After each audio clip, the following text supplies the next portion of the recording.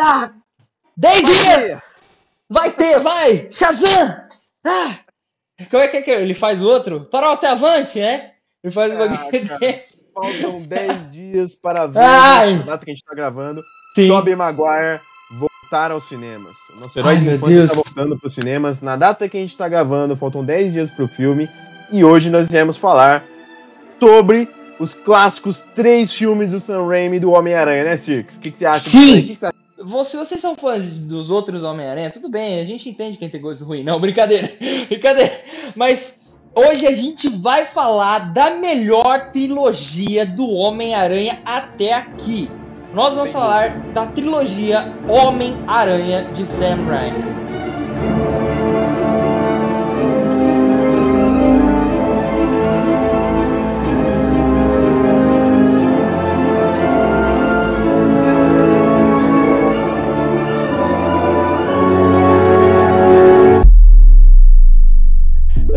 Falando em cortes, cara, eu não sei, tipo assim, eu não sei se você sabe dessa, mas o Homem-Aranha, o primeiro filme, ele teve muitas cenas cortadas, né? E, tipo assim, quando eu fui rever agora, eu consegui notar um pouco mais de como os caras... inclusive, gente, a gente criou uma pauta que é essa daqui. Editor, por favor, põe aqui no centro da tela a nossa pauta. A gente separou alguns pontos positivos e alguns pontos negativos dessa trilogia. E sobre o lance proximidade da HQ, que a gente colocou aqui no nosso primeiro tópico, né? Cara, tem algumas cenas que caíram, né? Que eu até tinha comentado com você quando a gente tava pensando em elaborar essa pauta. E eu achei as cenas deletadas, cara, que é da confecção do web shooter, do Peter, do Tobey Maguire. Ele meio que criando as cápsulas de alumínio, né? Realmente igual o traço do Ditko mesmo. E é na mesma cena que ele tá soltando as teias no quarto, sabe? Aquela cena no original é ele testando o fluido de teia, tipo, com a pressão certa, tá ligado? E eu falei assim, nossa, cara, assim, é uma pena que isso caiu, mas, tipo, mais um acerto que, enfim, não foi pro ar, né, do filme, né? Quando a gente tava fazendo a pauta, foi muito difícil pra essa trilogia pautar os pontos negativos. A gente ficou, Sim. pô, a gente tem que deixar um ponto negativo, tem que achar. Conseguimos achar. Foi sofrido e hoje a gente vai falar sobre eles, mas vamos começar com os positivos, porque a gente tá com todo esse amor, essa nossa, demais. E Cirques, qual é o primeiro ponto positivo? Solta aí na tela, editor, também o checklist dos pontos positivos pra gente ir ticando. Tá aí. Cara, o primeiro ponto que a gente citou, né, a gente concordou com isso, é a proximidade extrema das HQs dos anos 60. Eu acho que, com exceção do terceiro filme, o primeiro e o segundo, eles são... tipo assim, você nem consegue pegar direito que arco que eles se baseiam, porque eles pegam muita coisa e é realmente o Sam Raimi, cara, ele declarando o amor dele pelas histórias do Steve Ditko e do Stan Lee do início dos anos 60. E o segundo filme, ao meu ver, é uma declaração de amor ao Romita pai, né, ao John Romita e ao Stan Lee, cara, porque assim, o lance de essa ser a primeira trilogia, essa ser a primeira adaptação do Homem-Aranha, e se basear lá no começar, né, a gente falou que é meio que atemporal, mas ela se localiza no final dos anos 90, início dos anos 2000. Cara, caiu como uma luva, assim. Com exceção, óbvio, né, do lance da luta livre, né, que a gente sabe que foge um pouco da realidade. Mas é muito bom. O lance da aranha, né, ela não é radioativa, né? Ela puxa um pouco mais da origem do Ultimate. Isso eu não lembrava. Quando eu reassisti o filme, eu falei, caramba, a aranha não é radioativa. Aí eles fazem toda uma explicação lá de ela ser geneticamente modificada, né? E quando pica o Peter, eu falei assim, nossa, cara, eu não lembrava disso. Tem algumas coisas que reassistindo me surpreendeu, digamos assim. Só que da hora, cara.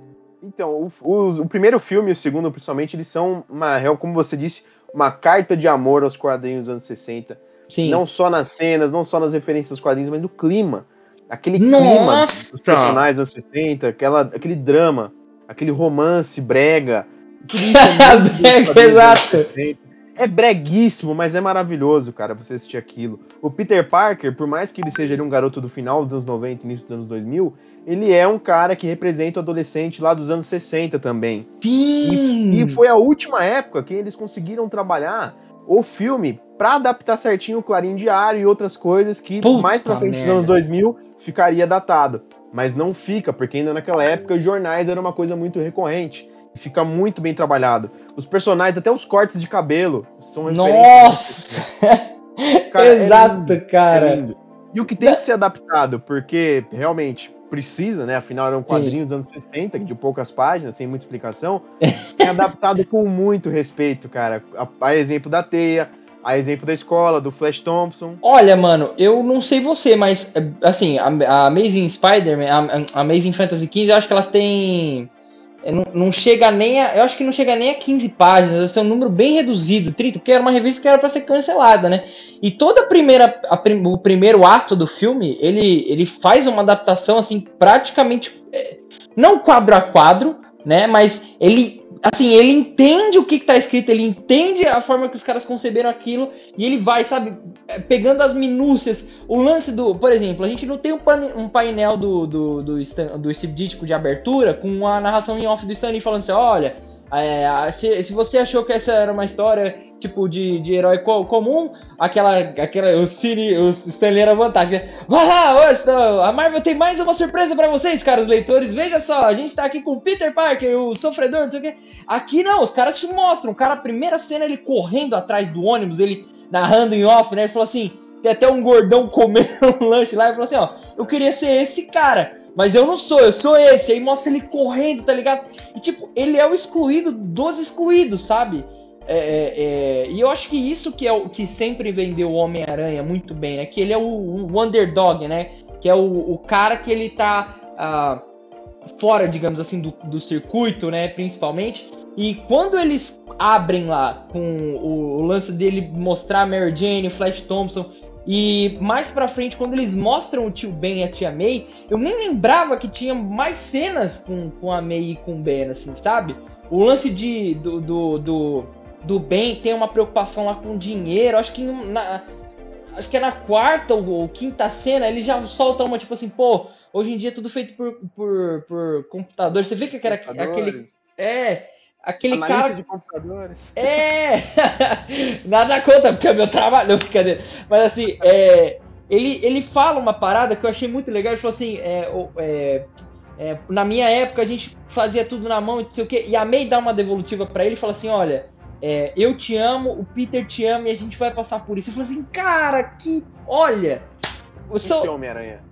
Exato, cara, porque na essência, eu sei que a história do Homem-Aranha, ela tem que ser a vida pessoal versus responsabilidade. Você já mostra que o ícone do cara, o símbolo do cara, tem preocupações pessoais. Ele não é só aquele arquétipo do sábio dentro de uma história, né?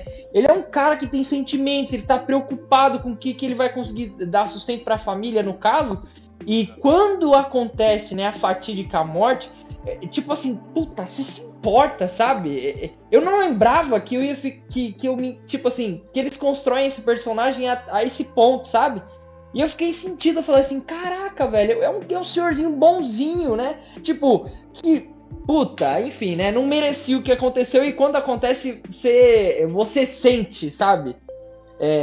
Extremamente adaptado. Nos primeiros 20 minutos do filme, Sam Raimi já consegue pegar aquelas 2, 3 primeiras páginas estipuladas ali pelo Steve Ditko, lógico, trabalhado ao longo de décadas por outros escritores e desenhistas. Sim, mas consegue adaptar todo aquele peso dramático do Homem-Aranha, a parte dele ser humano, a falta de grana, o apego dele aos tios, o jeito que os tios dele tratam ele de uma forma tão amorosa, sabe? Mais ou menos igual a Martha e o Jonathan Kent tratavam o Clark, sabe? É bem isso, é bem referência. Tem até aquela ceninha que é muito clássica também da Amazing Fantasy XV, do Peter no centro, meio que tomando café, e o tio Ben de um lado, a tia May do outro, e isso mostra tanta coisa, sabe? Só visualmente. Em 20 minutos, o Sam Raimi entrega tudo que o personagem significa. E não é porque ele é um nerd, bonzinho, criado praticamente pelo tio e pela tia, que ele não faz acertos, porque o Peter comete alguns erros no filme, e isso é o Sim. cerne do personagem. O Peter começar como um cara falho, que erra, e isso é muito dos quadrinhos mesmo. Dentro ainda da pauta, né? Sim. Aliás, inclusive, já indo pro próximo tópico, eu acho que isso é um ponto de bons filmes. Tipo, quando você pega um filme que ele tem lá a sua... Tipo assim, ele tem coisas que daqui talvez 20, 30, 40 anos, ele vai ficar datado. Mas a trama dele é tão boa, como... Eu ia citar um outro exemplo aqui, o Cavaleiro das Trevas, por exemplo, do Batman, né? O Coringa, que é um filme policial. A gente tem o Guerra Infinita, né, e o Ultimato, que são épicos, grandiosos, né?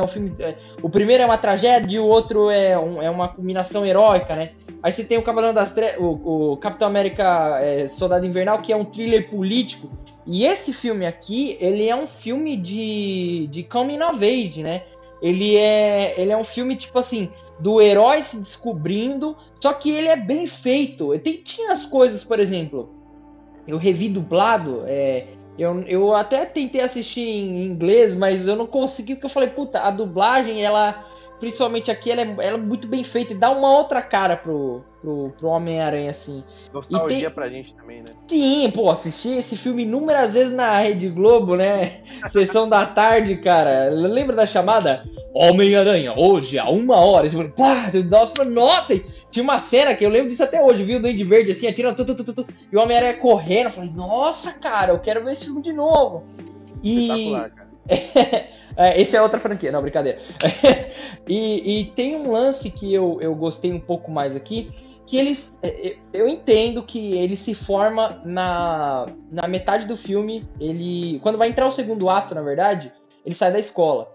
Mas tem um lance do tipo, ele ter preocupações com moradia, ele ter preocupações com pagar contas, ele ter preocupações com a May e com como que ele vai seguir a vida ali, que apesar de ficar um pouco no segundo plano e ser ressaltado no segundo filme, funciona bem pra caramba, sabe?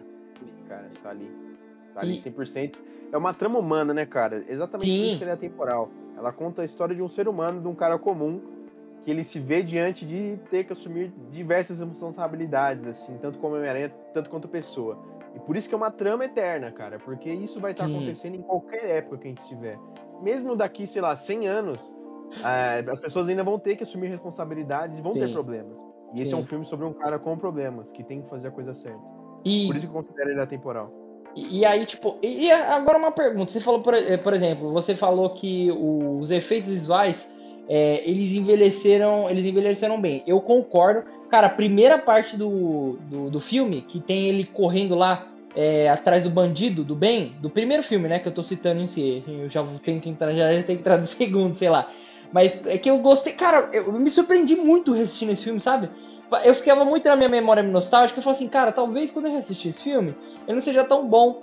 E eu costumo assistir ele, tipo assim, uma vez por ano, uma vez a cada 6 meses. E agora, reassistindo pra gente gravar o vídeo, eu comecei a notar algumas coisas. Por exemplo, tem as cenas dele... quando ele vai lá pegar o bandido, você vê que nunca mostra direito o rosto do cara, tá ligado? É óbvio que a gente sabe, a gente já leu a história inúmeras vezes, mas eu fiquei assim, pô, se eu, por acaso, fosse um ser humano que nunca tivesse assistido o Homem-Aranha... aquele choque que o Peter tem quando ele pega o cara, coloca lá no bagulho do vidro, sabe? E ele olha e fala assim, puta, isso foi culpa minha. Acontece com o espectador, né? Porque o rosto do cara tá sempre escuro, não tá bem focado. E você vê também a silhueta do Homem-Aranha, sabe? Aparecendo por cima, ele descendo lá, tipo, meio que atrás do cara. Aquilo é muito bom. Muito bom, muito bom. Eu gostei dessa parte, porque eu acho que teve muito efeito prático. Agora, uma cena que, pra mim, revendo, eu falei assim, puta, não achei tão legal, é a primeira aparição do Duende Verde na Times Square. Quando eles começam a pular naquele bagulho de borracha lá, inclusive até um detalhe técnico, né? O detalhe da T em relevo, sabe? A T 3D, foi que quando eles começaram a fazer teste do Homem-Aranha se balançar, de tipo, acrobacia, ele enfrentando o Duende Verde, eles precisavam de algo que desse meio que um detalhe a mais, tá ligado? Tipo, como se fosse a sombra da sombra dentro do uniforme, tá ligado? E aí, eles pensaram nesse lance da teia 3D. Eu vi que teve muita gente que reclamou na época, né? Porque falou que não era muito. Era extremamente difícil um adolescente criar uma roupa daquele jeito, né? Mas hoje em dia, cara, você vai ver o que a galera do cosplay faz, é embaçado. E sobre essa cena ainda, tem uma cena que cai uma abóbora. Eu lembro que a primeira vez que eu assisti esse filme, eu fiquei aterrorizado. Que cai a abóbora explode e os funcionários da Oscorp, eles viram esqueletos e caem, o pó, tá ligado? Aquilo quando eu era pequeno, eu fiquei em choque. Falei, mano, o cara é maluco, velho. E aí depois assistindo agora, eu falei assim, nossa, mano, que bonecão, sabe? Não sei, você teve alguma impressão dessa? Sim, essa cena toda do Dia de Ação de Graças, né, se eu não me engano, ou não, é a festa lá que eles estão na alguma coisa assim.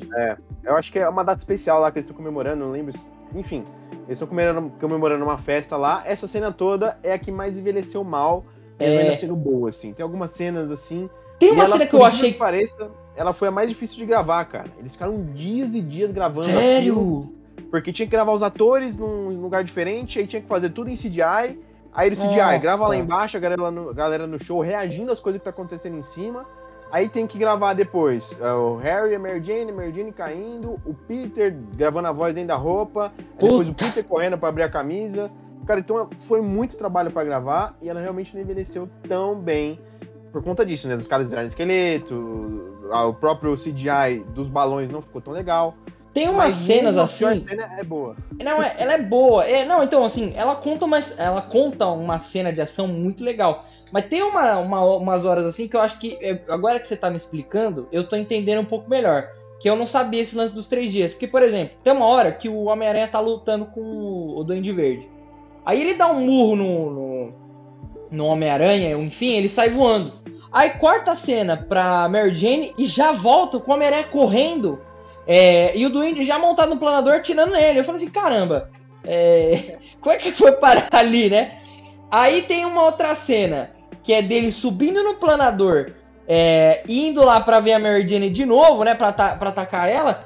E aí o Peter do nada aparece e o Duende prensa ele na parede e eu falei assim, caramba, assim... Ela tem essas paradas de continuidade que eu acho que na montagem sofreu um pouco pra contar a história. Tem até uma coisa que eu tinha citado com você, o lance dele abrir a camisa, sabe? E aí vem correndo assim, eu falei assim, puta, eu entendi que ele quis homenagear. Isso aí a gente vai citar nos pontos negativos, né?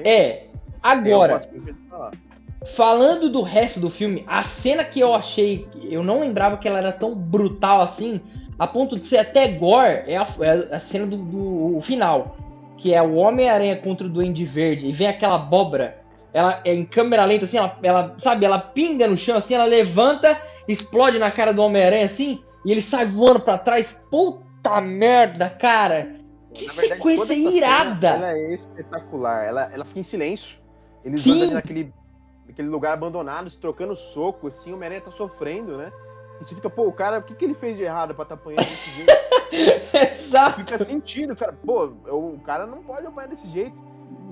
Calma lá, né? Ela é extremamente idêntica, ela é muito parecida com a cena que nós temos na The Amazing Spider-Man 2.2, pode colocar a capa aí, editor, que é a morte da Gwen Stacy, quando o Peter, já de Homem-Aranha, transtornado, encontra o Norman no esconderijo dele. Caraca, muito verdade. igual, o jeito que eles lutam, troca soco. A única coisa que não acontece no HQ é rasgar a máscara, mas de resto é idêntico, cara. É muito igual mesmo. E até bem lembrado você citar aqui a morte da Gwen Stacy, porque tem o lance de levar a Mary Jane pra ponte, né? E aí ele solta. Só que eu tava lendo, eu fui atrás pra saber o que a galera achou na época, e eu vi que algumas pessoas falaram assim, se vai levar a mocinha pra ponte, nos quadrinhos ele matava, né? Não sei o que. Assim, eu entendi o porquê ele não mata, né? Porque, gente, ainda é o filme do Homem-Aranha e ainda tem que ser comercial, calma lá. E eu acho que é o lance da escolha que ele faz de ele segurar ela de um lado, aí segurar o carro do outro, né? O carro com as pessoas do outro lado, e ele fazer o lance da escolha. Você tem aquele frame que mostra em uma lente a Mary Jane e a outra... Cara, é que essa franquia, essa primeira trilogia... Eles têm umas soluções visuais, assim, que é fora do padrão, assim. No segundo filme, o lance de você ver, quando tem a experiência do Octopus, você vê pelo caco do vidro que tá vindo rodando a esposa do Octopus gritando que vai morrer. Aí você tem no terceiro filme o lance de você olhar pelo reflexo do Homem-Aranha, a gôndola se aproximando e ele entrar dentro da gôndola. Puta merda, cara. Assim, desculpa, mas na minha opinião, as outras. A outra meia trilogia que a gente teve do Andrew Garfield e até agora os dois filmes do Tom Holland perdem de quilômetros dessa trilogia. Inclusive os set pieces de ação, né? Porque no primeiro filme a gente tem o lance a gente tem o primeiro encontro deles lá na Times Square, que apesar de ter envelhecido mal, ainda é icônico. Você tem depois o confronto dos dois na ponte e vai terminar na casa abandonada, com o lance da abóbora que eu falei até agora. Você tem o lance do beijo de ponta cabeça. No segundo filme, a cena do trem, que tem vídeo aqui, vocês já viram.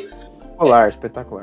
No terceiro filme, você tem o lance da luta dele do Homem-Areia lá, tanto no furgão, quanto no furgão de dinheiro, no caso, quanto ele enfrentando com o uniforme negro, quanto você tem a cena do guindaste, que eu reassistindo, um dos pontos altos que eu posso citar, pelo menos desse último filme, do terceiro, é que, eu achei que a roupa tá um pouco melhor, eu gostei mais da solução do escuro, sabe, do tecido, do vermelho, eles brincar um pouco mais desse contraste prateado. E, cara, quando ele tá se balançando, ele entra... Cara, aquela cena, ela é inteira muito boa. Eu sei que a gente tá se adiantando aqui, mas já citando, tipo... Puta, na hora que vai subir no guindaste, ele vai quebrando tudo. E aí a cena muda, corta a música. E você só escuta o grito da Gwen e ele se mescla com o som do Homem-Aranha passando no meio das barras de ferro. Vai aquele trem fino assim. E aí ele vai assim... caindo, tal, se desviando do objeto, e a música só volta depois que ele pega ela e duas pedras se chocam. Boom!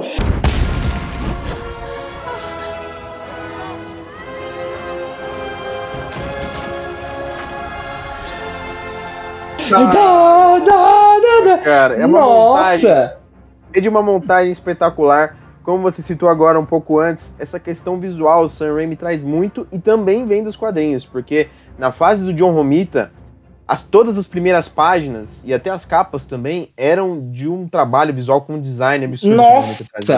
Para trazer os pesos das responsabilidades, as preocupações do Peter e transformar isso num visual que o leitor entendesse, ele colocava só as cabeças dos personagens, as preocupações, sim, exato, as coisas em volta, trabalhava com a cor, deixava tudo bem dramático, e o Sam Raimi adapta isso pro cinema, né? Colocando sim, tudo muito visual e unindo com a música, porque a música ela não tá lá gratuita, ela tá lá pra fazer parte da cena, cara. A música do Danny Elfman nesses filmes, que aliás a gente vai falar sobre isso aqui também ainda nos pontos fortes. Sim, exato. Então, nos 3 filmes, cara, é um personagem à parte.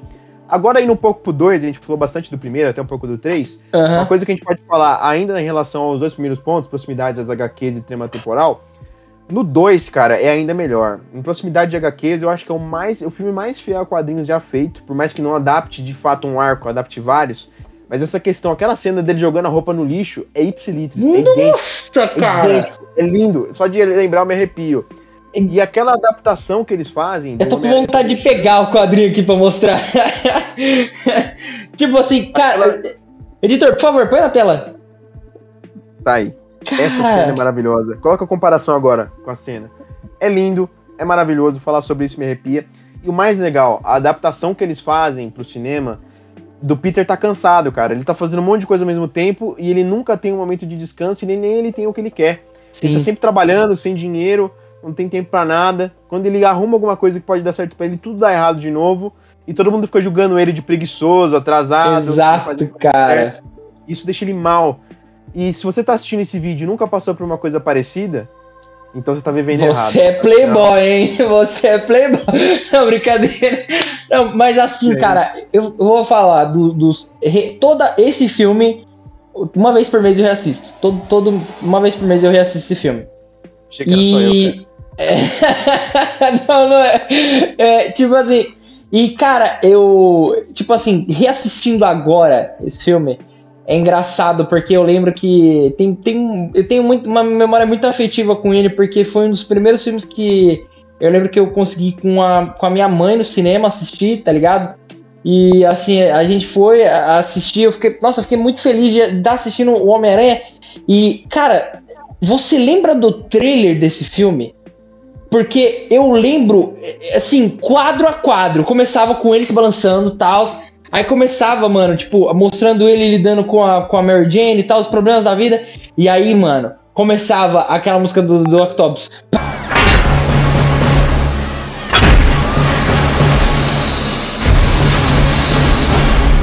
Ladies and gentlemen, fasten your seatbelts.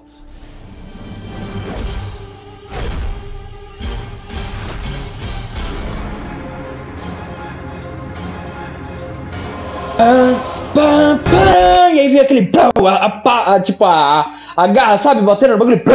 E aí, mano, eu lembro que a gente tava no cinema, eu e minha mãe, a gente acho que ia assistir Irmão Urso, tá ligado? Irmão Urso, nada a ver, mas... E eu lembro que quando eu vi esse trailer, eu falei assim, mamãe, a gente tem que voltar a assistir esse filme, tipo, não sei quando. E, cara, aí eu lembro que quando o filme estreou, tem muita memória nostálgica, quando criança eu adorava as cenas de ação, mas hoje o que me pega nesse filme, eu acho que é justamente isso que você falou, de você ter o Peter, alguém que, ele é um cara bom, ele tá se esforçando pra viver, na verdade, né? Pra continuar pagando as contas, pra pagar a moradia dele e, cara, tudo chega a um nível máximo até o ponto que ele desiste. E puxando na origem dos quadrinhos, né, que é a famosa história, né, Homem-Aranha Nunca Mais, pra você que acha que isso era comum até então, não era. Essa foi uma das histórias disruptivas do quadrinho que introduziu essa mitologia. Tipo assim, do herói se colocar em xeque e falar assim, pô, será que o que eu tô fazendo surte efeito? E aí mais pra frente você tem lá Neil Adams com o Gavião Arqueiro, não, com o Arqueiro Verde, esse é outro, com o Arqueiro Verde e Lanterna Verde fazendo o Lanterna Verde se perguntar, né? Inclusive tem aquele frame famoso que é um homem negro perguntando, você já ajudou personagens de cor azul e vermelho, mas e da cor negra? Quantos você ajudou? Aí você tem o Alan Moore vindo escrevendo o Superman para o Homem que Tem Tudo, que é o Clark falando assim, olha, eu consegui salvar a Terra inúmeras vezes, o que eu tenho que fazer para conquistar o meu objetivo pessoal? E aí você tem o Stan Lee fazendo o Homem-Aranha se perguntar, cara, até quando eu vou ter que enfrentar um bandido na esquina por vez pra encontrar a minha felicidade, sabe? E nesse filme, cara, é que o roteiro dá uma trapaceada, mas o Peter é heróico ao ponto de desistir da sua felicidade. Porque ele fala assim, olha, o impacto do Homem-Aranha na vida das outras pessoas vai além, tá ligado? Vai além daquilo que eu acho que é o certo. E pô, cara, sabe? Não dá. Esse filme já me salvou diversas vezes. Muitas vezes eu tava numa fase difícil de faculdade, trabalho, eu parava pra assistir ele e me mudava. E é muito legal porque no filme, tanto no filme quanto no HQ, o Peter percebe que enquanto ele só se importa com o próximo, ninguém tá nem aí pra ele. Exato. Sabe?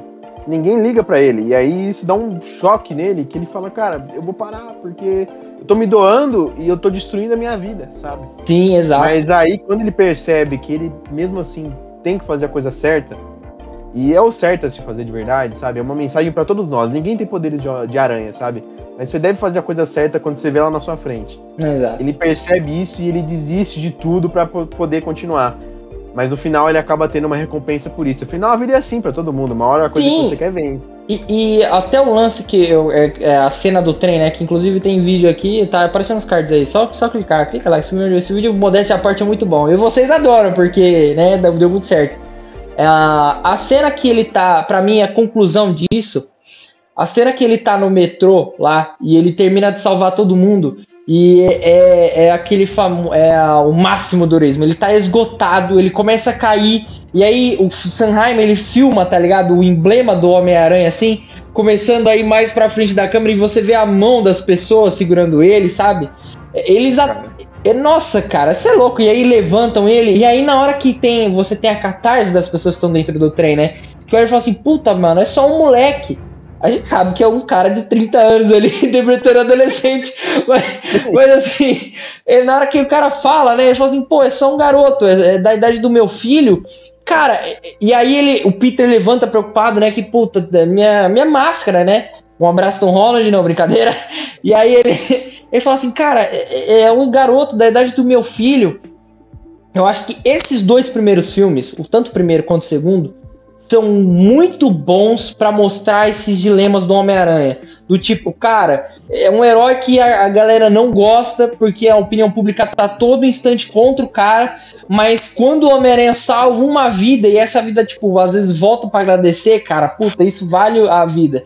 E sem falar de desculpa, cara, mas aquela sequência final dele contra o Octopus no armazém, eu acho fantástico. Tem uma cena que ele joga ele assim, e o Sam Raimi faz o Homem-Aranha saindo voando, e ele solta uma teia, puxa, aí, cara, você acompanha o Homem-Aranha de costas, ele entrando assim, aquela aranha nas costas gordona, do jeito que tem que ser.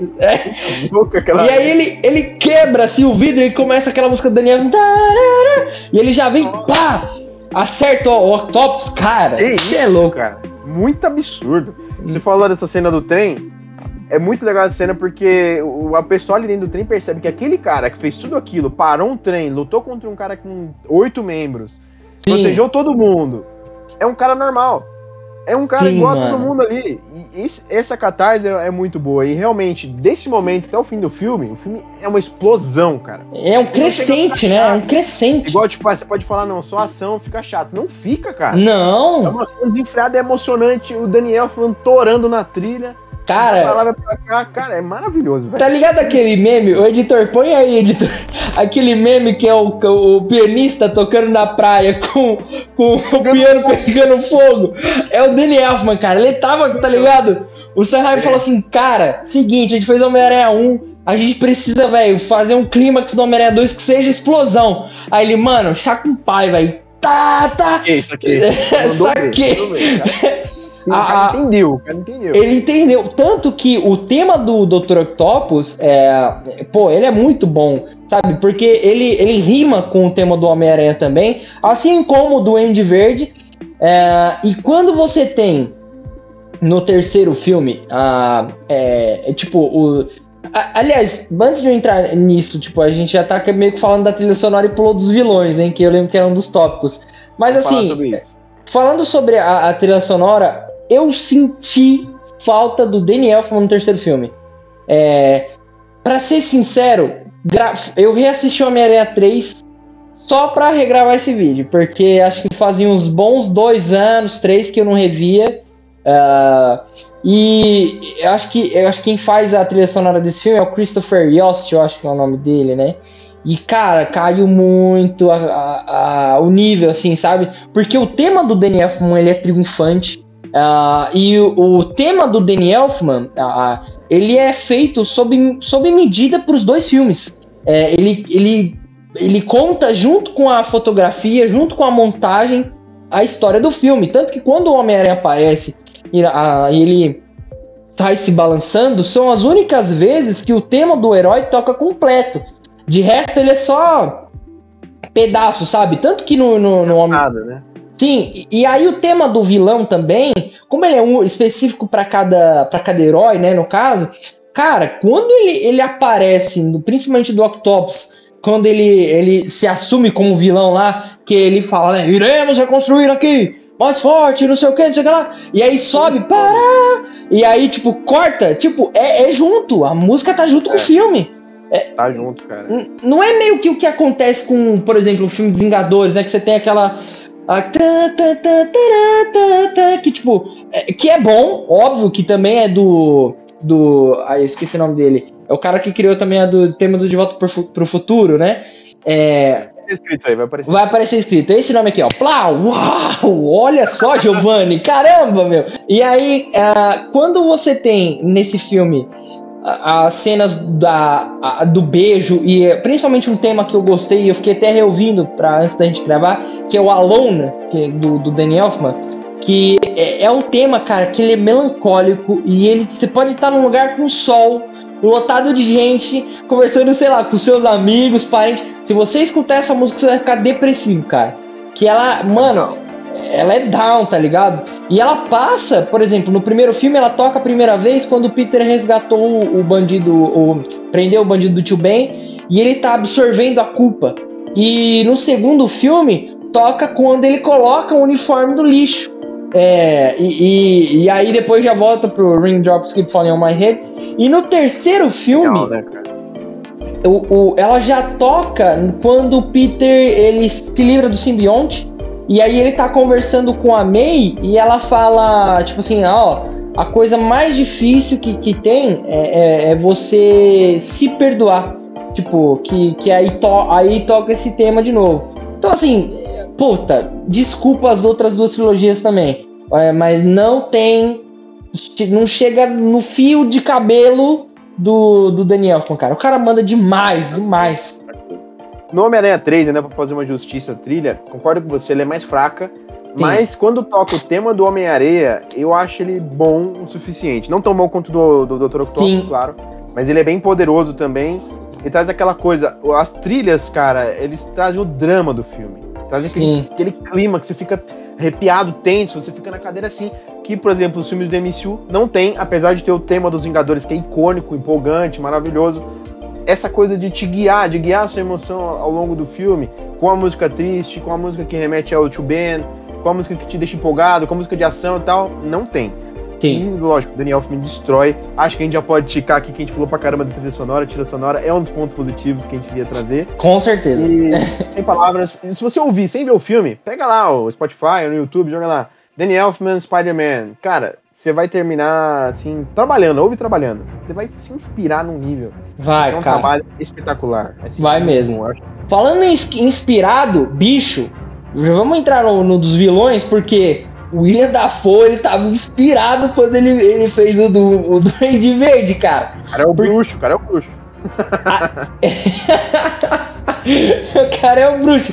Porque na hora que você começa a assistir aquela cena dele falando com ele mesmo, que ele fala, né, no coração, Osborn, né, e ele falando em inglês, né, the heart, Osborn, e até quando ele vai lá e aparece ele falando com a May, tipo, finish it, eu falei, caraca, bichão, eu não lembrava que era tão assim não, e como é que o bagulho desse passa pra ser PG-13, tá ligado?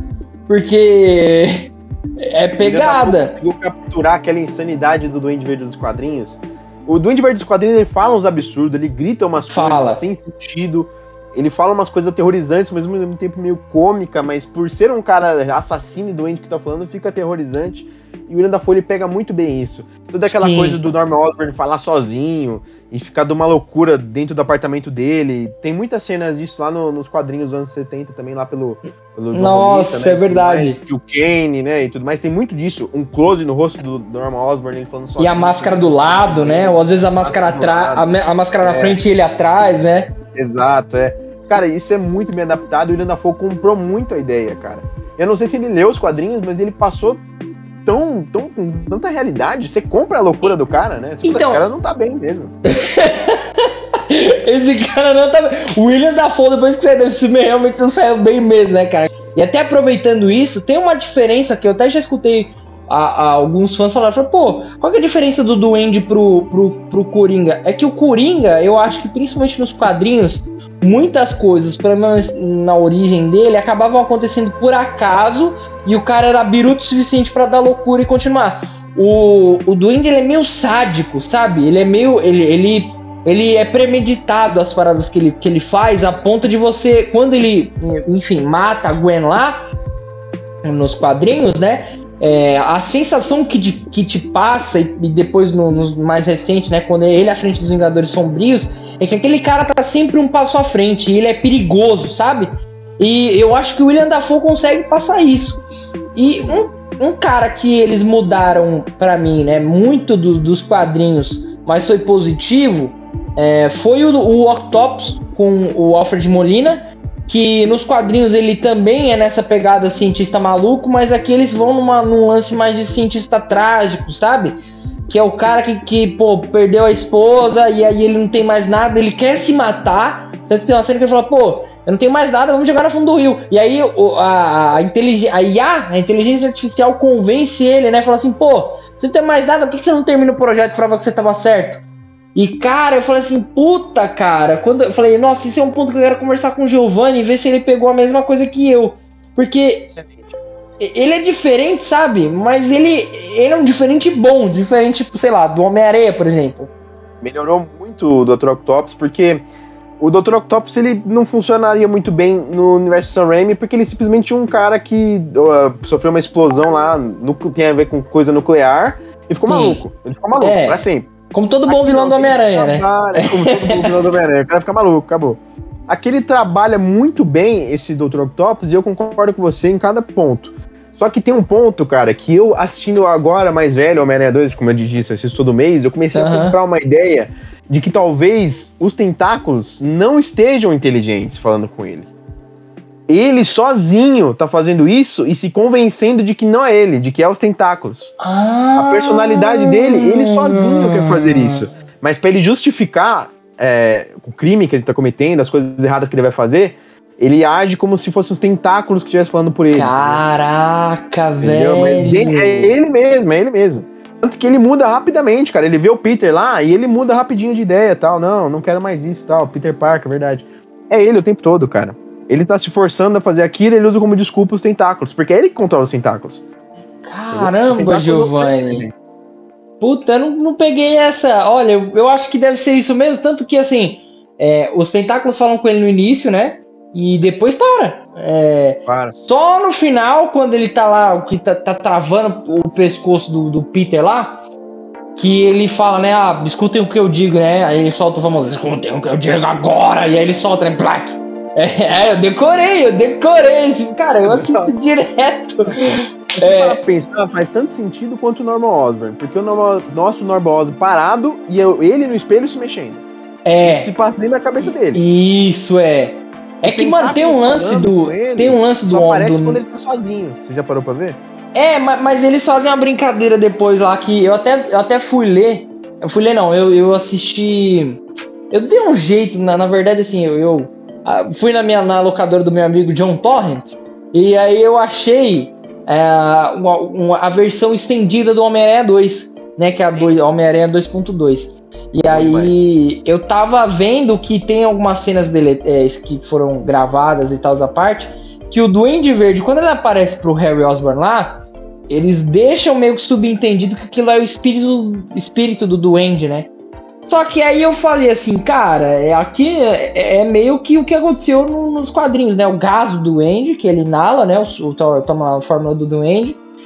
E eu comecei a interpretar o Homem-Aranha 1 mais essa pegada, tipo, que é o bagulho do Duende mesmo, que o Osborn, ele é fissurado por máscara, né? Eles mostram isso lá inclusive no quarto. Sim. E eu falei assim, talvez seja essa ligação. Quando mostra aqui o lance do Alfred Molina, não é igual no Homem-Aranha 1, que ele fica todo instante falando, sabe? Ele fica repetindo o bagulho do Homem-Aranha e que ele tem que matar. Aqui não, aqui ele tá com o bagulho de pegar o objetivo dele e é isso aí, pronto, acabou, entendeu? Não é tão assim. Homem-Aranha. Pegou um ódio do Homem-Aranha, tanto que ele só vai atrás de novo do Aranha pra ele conseguir o trítio com o Harry. Sim. Senão ele não voltaria atrás do Aranha, ele não se apegou a isso, né? Já o Norman não. O Norman ele vai construindo um ódio pelo Aranha, né? Sozinho, essas alucinações, claro, são causadas pela fórmula, né? Que tava falha. Mas o Octopus não, ele não iria atrás do Homem-Aranha de novo, cara. Ele não tava nem aí, ele queria cumprir o objetivo dele, acabou. E assim, aí falando do Homem-Aranha 3, né? Eu acho que, pelo que a gente sabe agora de história de bastidor, o Sam Raimi queria fazer uma história com o Sandman, né? Com o Homem-Aranha de vilão. E o Avi Arad falou, não, põe o Venom, que vem de bonequinho, que não sei o que lá. Quando chega lá a parada de você olhar qual dos 3 personagens... tem 3 vilões no filme, né? Eu acho que o caminho certo mesmo seria seguir com o Harry, cara. Seria você contar essa história, tipo, de 2 amigos que se tornaram inimigos e quem sabe culminar até com a morte lá da história, né? Como é que é? Piores Inimigos, eu acho que é essa aqui, que é o Demetrius que escreve. Demetrius. Inclusive eu entrevistei o Demetrius no Nerd Vintage, tá o link na descrição. Sim, é verdade, pessoal. Tá nos comentários, tá no primeiro comentário fixado aqui, pessoal. Aí vai lá, mano, baita entrevista, modéstia, diga-se de passagem, não, brincadeira. E eu reassistindo, eu entendi o que eles fazem com o Homem-Aranha. Eles amarram isso no final, que assim que o Venom morre, o Harry também morre, e o Homem-Aranha não tem como matar, né? E aí ele fala assim, pô, eu fiz que eu queria salvar minha filha, e eu não tô aqui, não tem como mudar o que eu fiz, eu peço por perdão. Então tipo, de tudo que a gente pode falar, realmente você vê que esse era o vilão que tinha uma história a ser contada, né? Que é o cara que, eles dão uma leve retconada lá de mudar que é o assassino do Tio Ben. Eu não sou muito fã disso, talvez você vi que você também não é. Nossa, é horroroso. E, eu não sei, cara. Eu acho que o Homem-Aranha, pelo menos de todos os vilões que tem, esse é o que menos, sei lá, sei. Você falou do Harry, cara, como duende. Se a gente pegar pra assistir desde o 2, eram os planos do Sam Raimi. Porque já no 2, ele vai trabalhando o Harry ficando viciado em bebida. Enquanto a parte dos quadrinhos que era droga, no filme ele coloca em bebida. Toda hora o Harry bebendo, bate na cara do Peter e bebendo. Caraca. E depois no final, ele pega uma garrafa que ele tá bebendo, taca no espelho e ele encontra lá a sede do duende. É por isso que ele vê o pai, então, que tá mamado. Nossa, velho. Tá bêbado. Tá bebão. Eu não sabia. Isso, Caraca, Giovanni. Foi construindo já no 2 a entrada do Harry como duende. Só que aí no 3, que forçaram ele a colocar Venom e tal, a história se perdeu. Ele teve que mudar o visual do Harry pra um outro visual pra vender mais bonequinho, porque a ideia original dele era usar a mesma roupa do duende do primeiro com algumas cores diferentes, mas não deixaram. Falaram, não, tem que vender mais boneco, muda a aparência dele. Caraca, velho. Tiveram que mudar. Então o Sam Raimi no terceiro ele tava muito desgostoso, mas eu acredito que se ele tivesse liberdade criativa, se não fosse o próprio Harry vilão do 3, no meio do filme ou mais pro final, o Harry se tornaria oficialmente duende e ia perseguir o Homem-Aranha, já sabendo que o Peter é o Homem-Aranha, e a gente ia ter um 4, possivelmente, com essa trama. Isso pra mim é muito claro, mas aí veio o Homem-Aranha tem esse problema do retcon da morte do Tio Ben, que é ridículo, pra mim não faz sentido. Eu acho que até no filme, quando eles mostram, reassistindo agora, que tem aquela cena do Peter entrar no interrogatório, no delegacia, né, e apresentam o Capitão Stacy lá. Cara, aquela cena é muito. Assim, é muito diálogo expositivo, sabe? Ele falando, eu achei que eu tinha matado o cara. Os caras falam, a gente também. Mas aí agora apareceu isso daqui que. Não rolou não, sabe? Total, cara.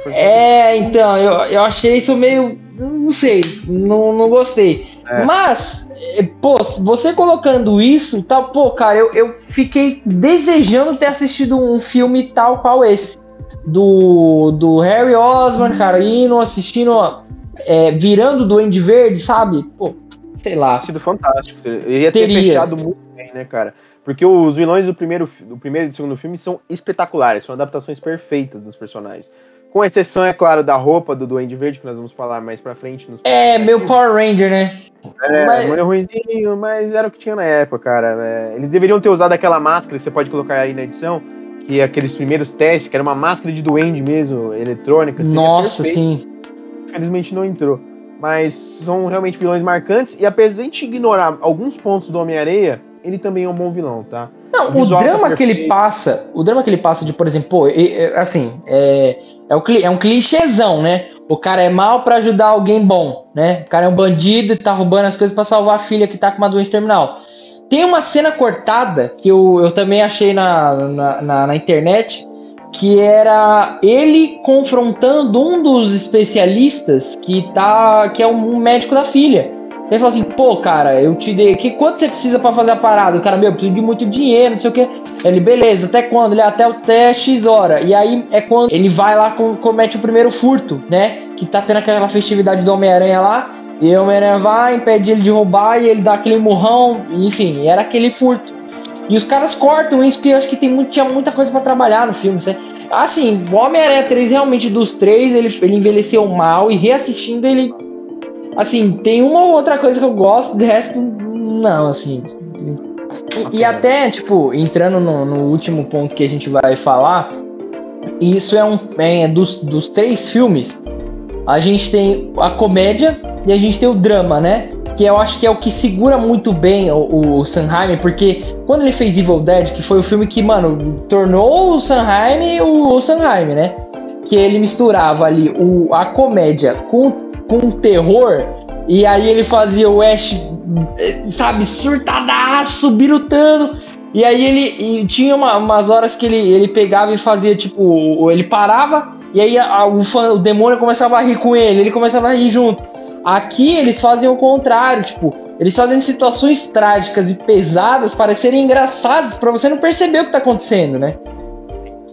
Tipo, tem várias cenas do Peter, uma cena que eu gosto de falar, até comentei com você quando a gente tava fazendo o tema aqui, aquela cena que ele vai entregar as pizzas, ele tá atrasado, ele sai de dentro do armário de vassoura, com as pizzas no colo e as vassouras caindo, e tem uma teia em cima das caixas da pizza, ele tira a teia e coloca no bolso. Cara, é muito engraçado. E o própria cena Raindrops Keep Falling on My Head, ele andando lá com o óculinho, tropeça. Sim, nossa! Cara, é muito bom.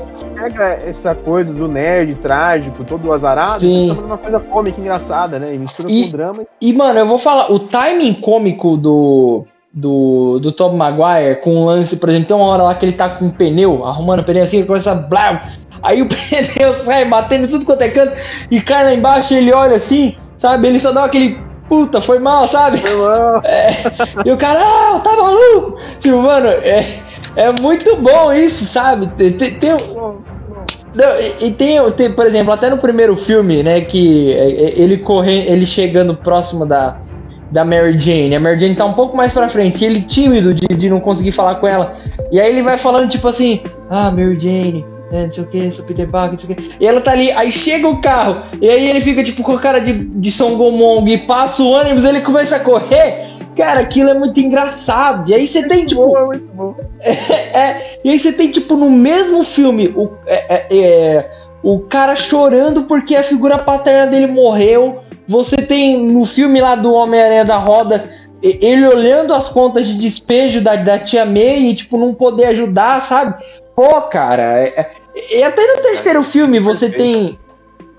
Até no terceiro filme você tem um lance dele ser aquele cara, tipo, que é o valentão, né? O Bully Maguire, mas quando ele se toca na merda que ele fez, o filme, ele pô, pra mim, na minha cabeça... O filme, se ele tivesse pegado um pouco mais leve nesse lance do Bully Maguire e descido pra um nível do tipo assim, pô, mostra o que a vingança faz com a pessoa, eu acho que teria sido uma saída melhor, sabe? Que infelizmente o filme demora pra chegar lá.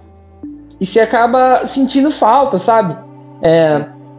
E nos outros filmes, cara, eles misturam tão bem a drama e a comédia porque ele mostra uma coisa pesada e antes de dar tempo de a gente ficar extremamente mal no filme, ele traz uma coisa que é um alívio cômico, muitas vezes visual, né? Sim. Por exemplo, no 2, a própria cena de início do 2, que ele tá lá falando, né? Todos os dias eu olho pra ela e tal, e quando volta a cena, mostra que ele tá dormindo em pé em cima da moto na calçada, cara. É muito bom, velho. Muito bom. Não, depois ele volta atrasado. E ele toma esporro do chefe, né? E o cara vem cá, para, não sei o que, quase atropela o cara. Pra cima do cara. Muito bom, ele cara. Ele arrastando a motoquinha dele que foi destruída pelos bandidos no carro, arrastando no asfalto. Não, e pior, ele tá arrastando a motoquinha e tem várias fotos da Mary Jane meio que encarando ele, tá ligado? E ele olha com aquele tipo, puta merda, minha vida é uma bosta, né? Depois ele vai no orelhão tentar ligar pra Mary Jane, ele tem uma moeda. Sim, puta merda. Não, ó, uma coisa que eu achei, eu lembrava que era engraçado, mas reassistindo os 3 filmes, o senhor Ditkovich, que meu aluguel, cadê meu dinheiro? E ele fala umas paradas que eu não lembrava mais, e tipo, a filha dele falou assim, se promessa fosse pagamento, minha filha seria gorda, né? Cara, a menina tipo muito magra assim, sabe?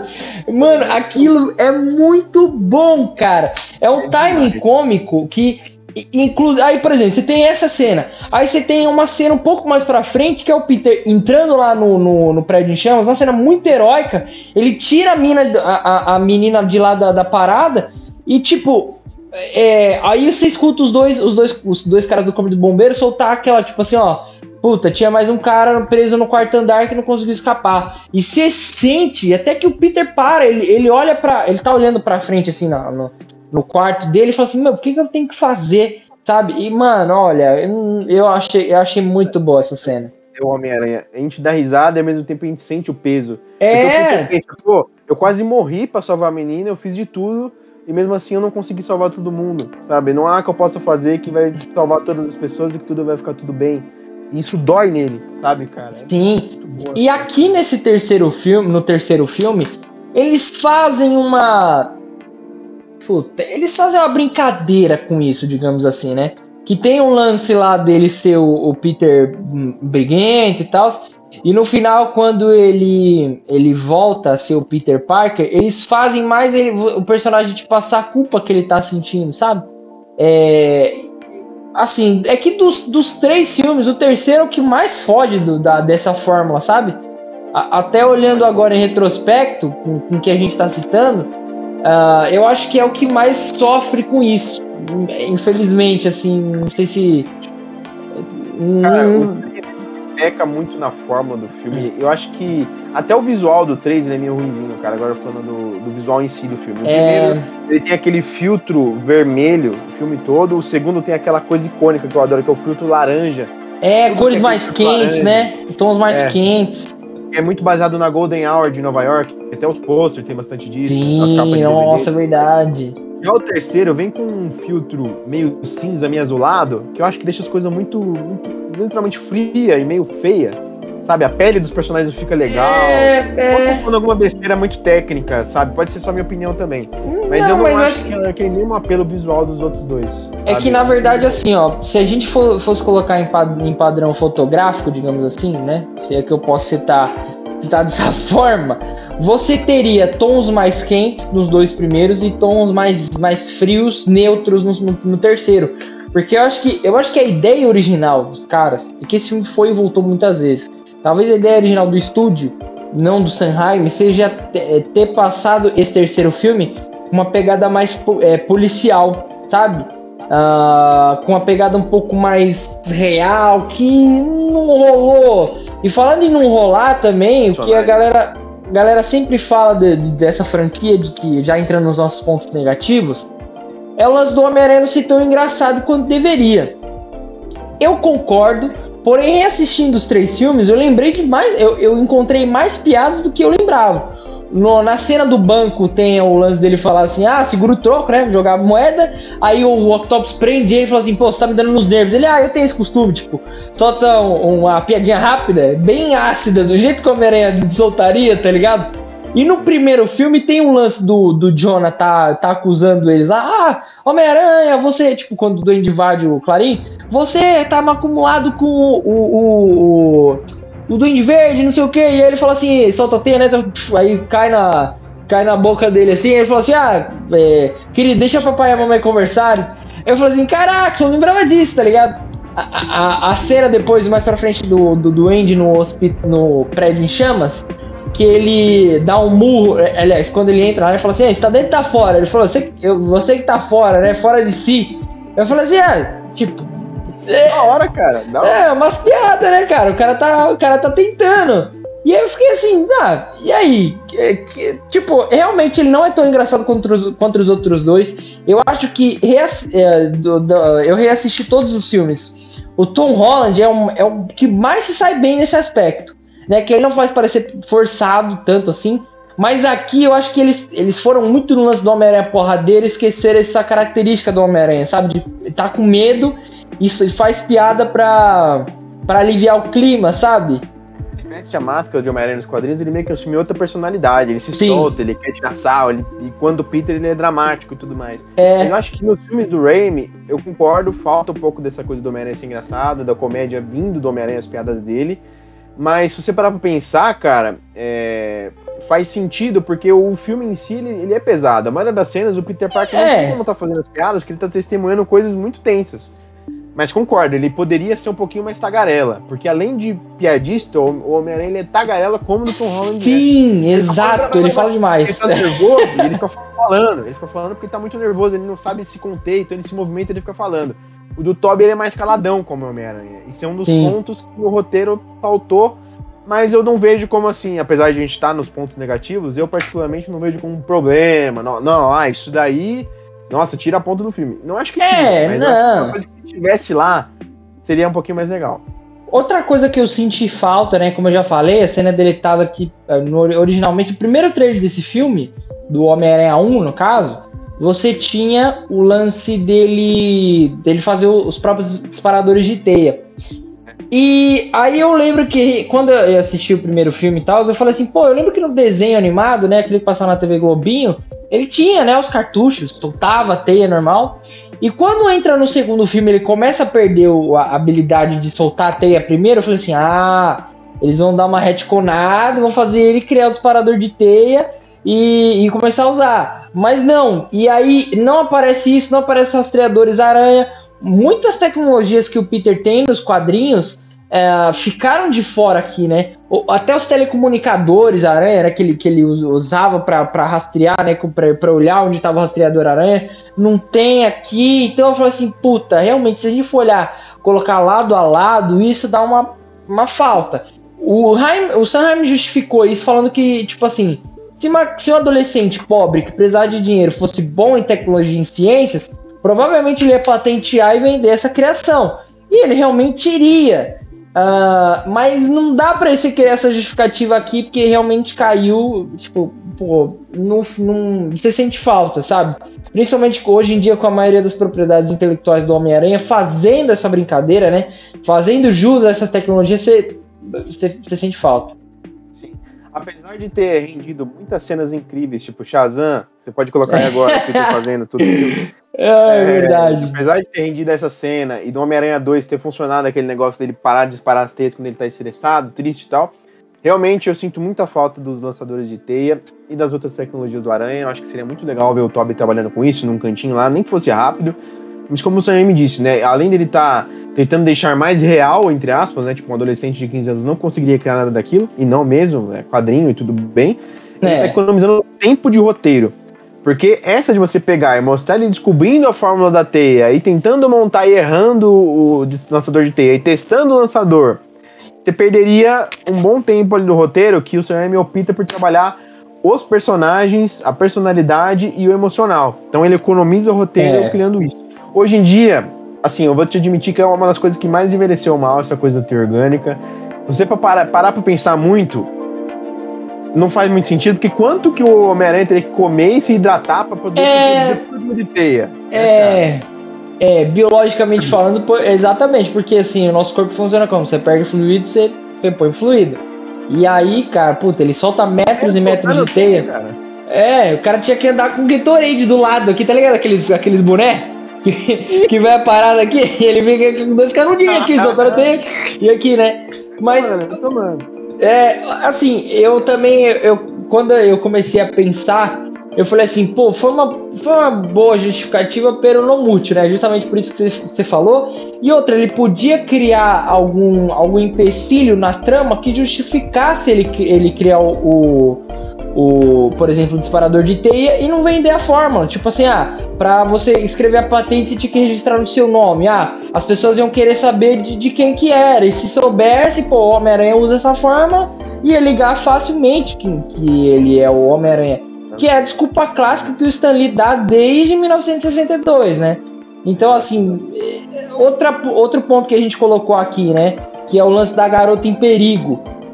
Quando acontece nos 3 filmes, cara. Isso é zoado, cara. Eu confesso que reassistindo até o Homem-Aranha 2, me deu caiu num pouco, assim, sabe? Que quando a gente montou essa pauta, eu confesso que eu falei assim, no primeiro é bem forçado isso mesmo. Do nada o Duende Verde se liga aqui. Não, do nada não. Tem lá a justificativa, tem o Harry falando, é bem amarrado.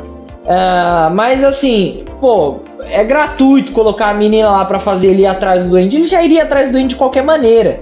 Quando você tem no segundo filme isso acontecendo é um pouco pior, eu acho, porque ele invade lá o bagulho, sai quebrando um monte de coisa, ele joga um carro na mina. Você até tinha citado isso, né? Que é uma cena visual que, puta, não funcionou legal, não. Dá uma cena de ação legal, mas ele teria matado os dois se o Peter não fosse o Homem-Aranha, né? Exatamente, cara. Teria matado e não ia ter como conseguir nada do que ele quer, porque o Harry não ia dar pra ele se ele não tivesse levado. Sim, exato, porque é uma coisa também que, até por isso que o Harry ajuda ele. Ele fala assim, ó, ele tá com a Mary Jane, se eu não for lá agora, ele vai matar ela. E aí a gente chega no terceiro filme, que assim, você tem uma desculpa que é clássica assim, dos quadrinhos, eu sei, do Venom saber que o Homem-Aranha, de quem o Homem-Aranha gosta, do que ele sente medo. Mas, puta, colocar de novo a Mary Jane, por que você não colocou a Tia May, por exemplo? Né? Podia ser a Tia May, tranquilo. Mas, nossa, que Jameson até o Peter ia salvar. Pô, ele iria salvar qualquer um, sabe?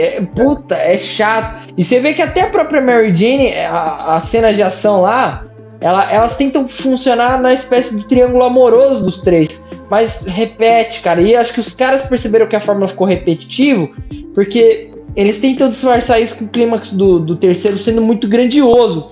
Mas não funciona, cara. Não ficou legal. Não ficou muito bom, não. A questão do Sam Raimi que ele tenta trazer é colocar o romance como um tema central nos três filmes. Essa paixão do Peter pela Mary Jane e tal. Eu gosto muito de romance. Alguns dos meus filmes favoritos são de romance. Mas acho que se perde com o tempo, assim. Fica meio forçado. A Kirsten Dunst, apesar de eu gostar dela, não sei se ela entrega uma química com o Tobey Maguire, tal qual a gente vai falar no próximo vídeo, o Andrew Garfield tem com a Emma Stone. Sim. Então fica ali forçado e fica tentando colocar isso. E também, uma vez eu ouvi o Sam Raimi falando sobre isso nos extras do DVD, do porquê ele faz isso. No 2 ele já falou, a gente queria colocar a Mary Jane de novo, porque é pra fechar o ciclo. Fechar o ciclo no sentido de todas as aventuras que o Homem-Aranha entra, de alguma forma tá ligada com o pessoal do Peter Parker. Então é um ciclo sem fim. O Homem-Aranha tá com o Peter Parker tá com o Homem-Aranha, as coisas se juntam, e as coisas que ele acaba enfrentando são consequências das coisas pessoais que ele tem como ser humano. Sim. E é um bom ponto, só que envelheceu mal justamente por conta do Velho em Perigo. Que não funciona mais hoje em dia, né, cara? Não faz mais muito sentido. Aquela coisa dela gritando. Cara. E ela grita, hein, bicho? Ela grita. Ela grita, mano. Eu reassisti os 3 filmes agora, eu não lembrava que ela gritava tanto quanto ela grita. E tem um ponto também que eu acho que a gente, ainda falando desse lance da Garota em Perigo, nos 3 filmes eles dão uma leve forçada pra ela estar sempre em situações propícias de ser sequestrada, né? Só no primeiro filme que você não enxerga isso, que tipo, é feito off-screen. Mas no segundo filme ela decidiu naquele dia almoçar com o Peter, sabe? Aí no terceiro ela, assim, ficou sozinha em casa, ok, ficou sempre sozinha em casa, nunca deu nada, aí agora aparece o Venom e sequestra ela, tipo, assim, e outra, o simbionte, ele se conecta com o bagulho do Peter, óbvio, mas eu não sei, cara, não ficou legal, ficou bem forçada a parada, sabe? Ficou... Dessa forma a gente entra nas cenas que não se justificam, né? Que o filme entra muito nisso, que é um dos pontos negativos que a gente colocou aqui. Os 3 filmes são cheios de cenas que não se justificam. A exemplo do que a gente comentou agora há pouco, o Peter e a Mary Jane estão tomando um café pra conversar, e o Dr. Octopus quer sequestrar a Mary Jane pra atrair o Homem-Aranha, e etc.